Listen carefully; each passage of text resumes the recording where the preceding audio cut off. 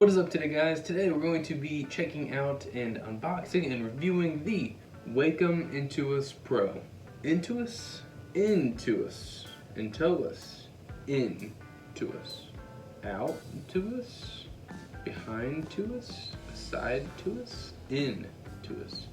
I don't really know the correct pronunciation, but I'm going to go and call it INTUOS, and if that's wrong, then it's wrong. And that won't change how I feel about the product, so know that.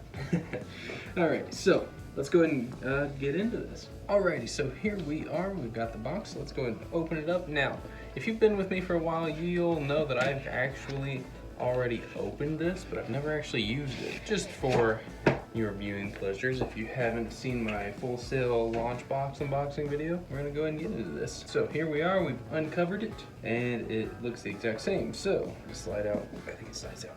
No, it doesn't slide out. Maybe it does. No. Folds up, Velcro. And there it is, still in its plastic. Now, all drawing tablets are cool. That's just a fact. It's a piece of machinery that will transport your drawing onto a computer. So without a doubt, it's already cool. But you'll notice one thing about this tablet as opposed to mine. Well, I mean, they're both mine, but my one that I use on the regular. For one, there's a size difference, and two, this INTUOS doesn't have a screen on it, whereas this one does. So on my Cintiq, I can see what I'm drawing as if I'm drawing on paper, right? Now this one, I'm gonna have to draw here, but have my eyes on the screens. So my eyes will not be looking at my hands. That's an important thing to know. But anyway, let's continue. So we've got this. We'll take the plastic off of it here in a second. We've got this. You can open it. How do you open it? It says turn. Turn.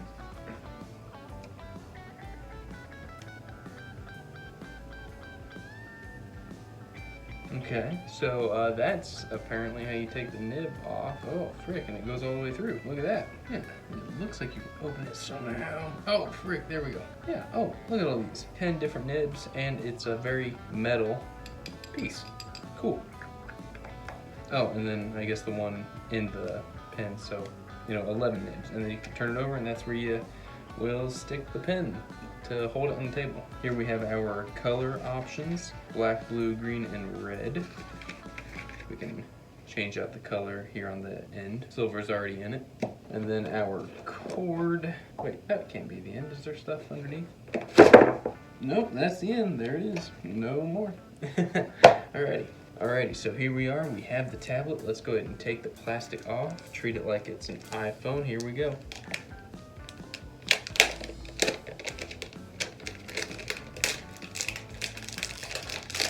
A bit more aggressive than how you would do an iPhone. Alrighty, look at that. It actually feels pretty dang nice, I must say. We have buttons here, which I assume are probably customizable. Oh, I was like, there's a little white thing here. Did it wear off? No, that was just a hair. So we can see that we have our corners here. This will kind of indicate where our picture is able to be drawn. This is our digital paper. This is our frame in which we can work. Drawing outside of it, will cause it to not register when you're drawing. Okay, so we've got our cord. Don't really need any of that. And we have our pen, and we've got our V8 for energy. So I assume to get it working, you gotta take this junk off. Okay, that cord is an awful lot longer than I had anticipated. Now, does this work? Because if this connects, oh frick, I'm an idiot. Okay, so this little cord does not connect directly to the computer like my brain idiotically thought. It connects directly to the drawing tablet, duh. Then this looks like it will connect directly to the computer. So yeah, let's go ahead and try that. Alright, so we've got the USB connection. Unplug the mouse, boom. In order for me to plug it in, I will need the adapter because Mac only has whatever this cord is called now. Plug that in, then we'll plug it in right there. Alrighty, so we've got a red light right here, and we've got a little blue light here in the corner area. I'm not exactly sure what that means. Alrighty, we are up and running. Look at that. Oh, wow, this is difficult as frick. It's a very soft touch though, I will say that. You can probably hear that. It's pretty rough on there. Whereas this one's more smooth. Either way. Alrighty. You can do this with your finger. Oh my freaking goodness. Yeah, I was just trying to kind of swoop this off to the side, but yeah, you can like finger paint or whatever. You know, if you get into like Photoshop, you can click stuff. Oh, sweet. Yeah, like just kind of click. Come on. Click. Nope, nope. Oh, okay, so you can you can make dots. Wait, hold on. Is this the undo button like it? Nope. What did I do? Okay, so there are some things that I do want to test out. So I want to test out how far along this edge we can go before we get out. Like, how accurate is it? So let's find out. Let's just go over here and keep going until we can't. So technically right here is the line, and that brings us just to the edge of Quasimodo's nose. So right outside the edge is the edge of the computer. So that's something to note, but let's see how far out we can go and still have it pick it up. Okay, so we're gonna go all the way out to the buttons and just slowly move our way back in until it picks it up. Alrighty, it's still able to pick me up right here, which is very far outside of our box. Okay, so I know I'm just kind of making boxes right now, but I'm just testing out how it feels to draw on here. So let's go ahead and see if we can click on Photoshop. Let's open it up. Oh, instantly I'm noticing a kind of a depth problem where I'm like, all right, let's click on it, and my hand is nowhere near the screen, but there's such a like high tracking area above this, like it's still tracking me, and I'd be willing to bet like I'm an inch off of the tablet. So there's that depth problem, because I'm like, oh, I'll click, and I'm like, oh, whoa, I didn't even click, and it registered a dot. Let's oh, sweet. Okay, so double, wow, I'm sorry to get so excited, but just kind of double clicking in the air. Let's try it again. Come on, double click, double click, double click, freaking double click. There we go. And see, I didn't hit, because if I hit, it would have done this. Like, it would have sounded. But just kind of shaking your hand. Boom, boom, boom, boom, boom, boom. Okay, well, I can't get it to do it again. Oh, frick, a line. This thing really does have a lot of, wow, tracking. When I connect, it's a little dot because it's got pressure sensitivity and everything. Pretty good, by the way. Now let's test out the eraser. We simply flip the pen over and we can erase. Look at that. Okay, it's registering my hand, which I find to be a big issue. Yeah, see?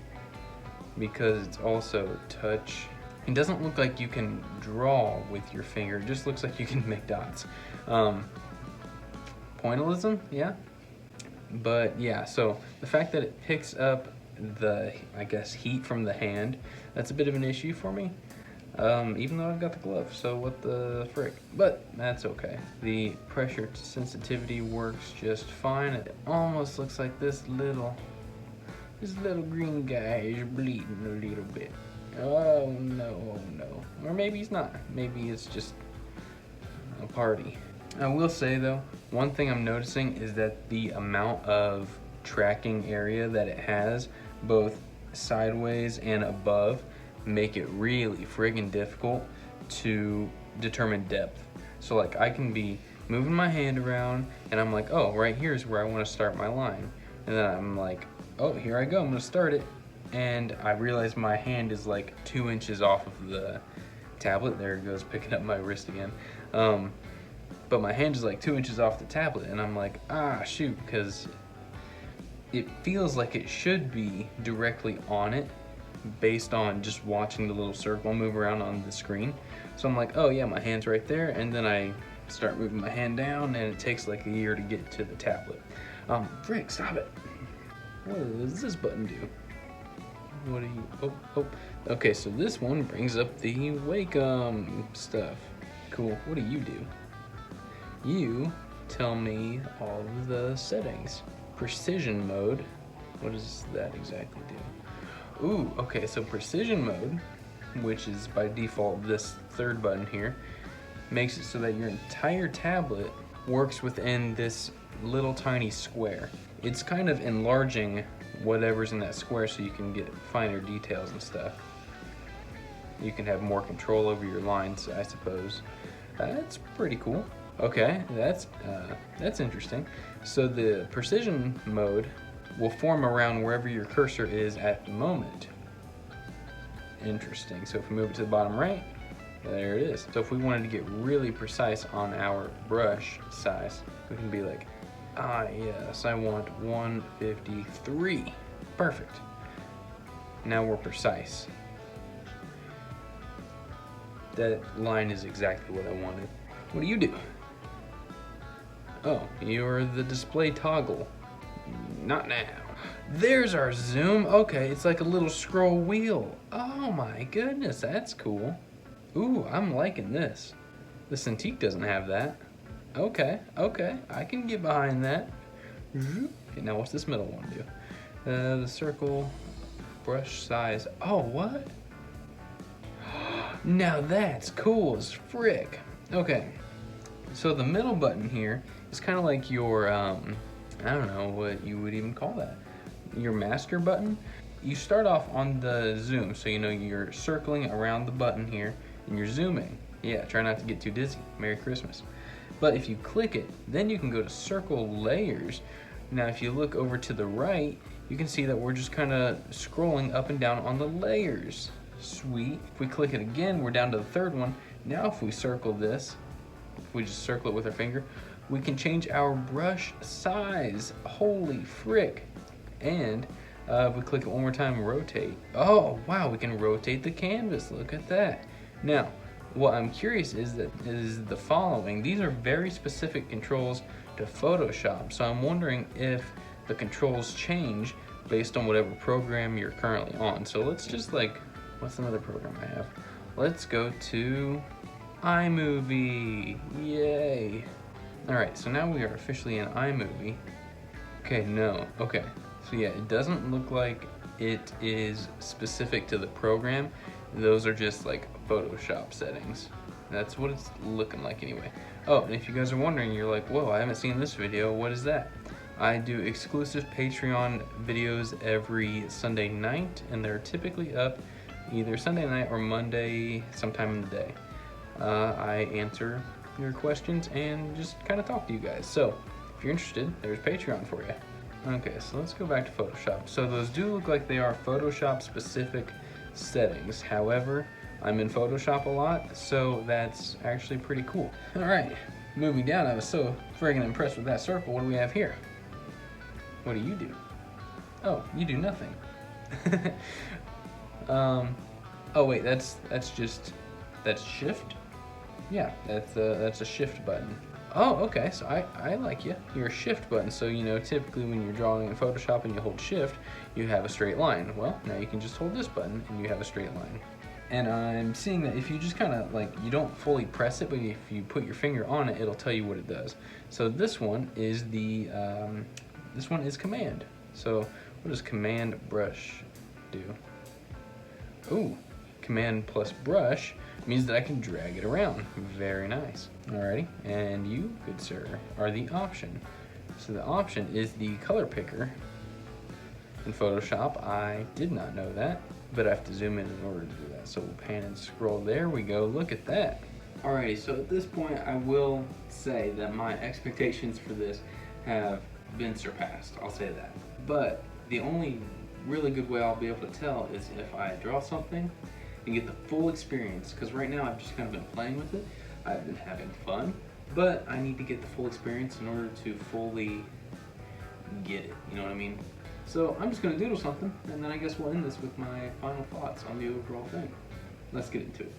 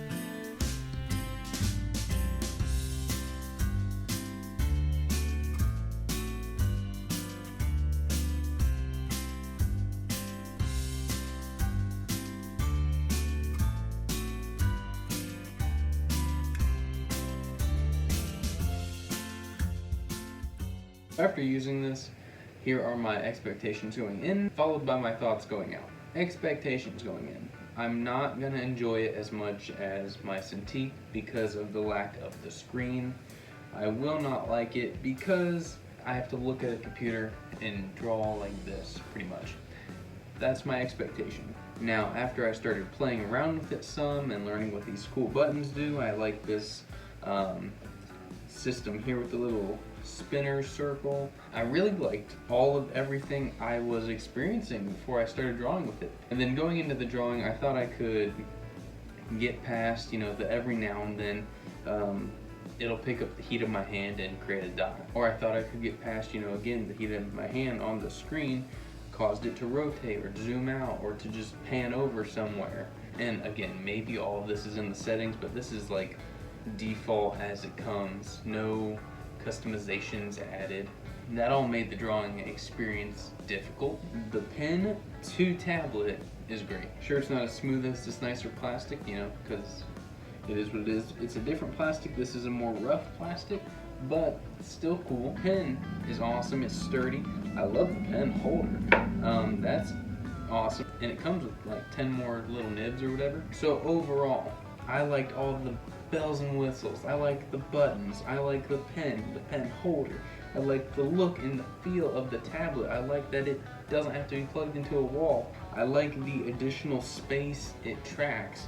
I'm not exactly a huge fan of how high it tracks, but I guess, I'd rather have more than less, right? The one thing holding it back for me is just the user experience. And I'm sure that there's some sort of setting that you can click off saying, hey, don't track my hand or whatever. I'm sure that there's some sort of setting probably, because it made the drawing experience a little shaky. However, I will still say that this is a really good beginner's tablet. That's what I've got to say. Like my overall thing, after weighing out the good and the bad, the beautiful and the ugly, it's a pretty good tablet. Not gonna take my main tablet spot and be the guy I use for all my drawings. However, still a really good tablet.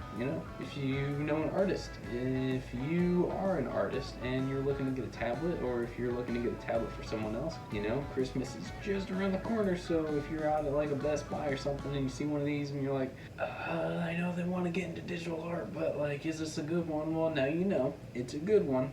Just maybe have them play around with some settings in order to get it working how it would best work for them. But anyway, great beginner tablet.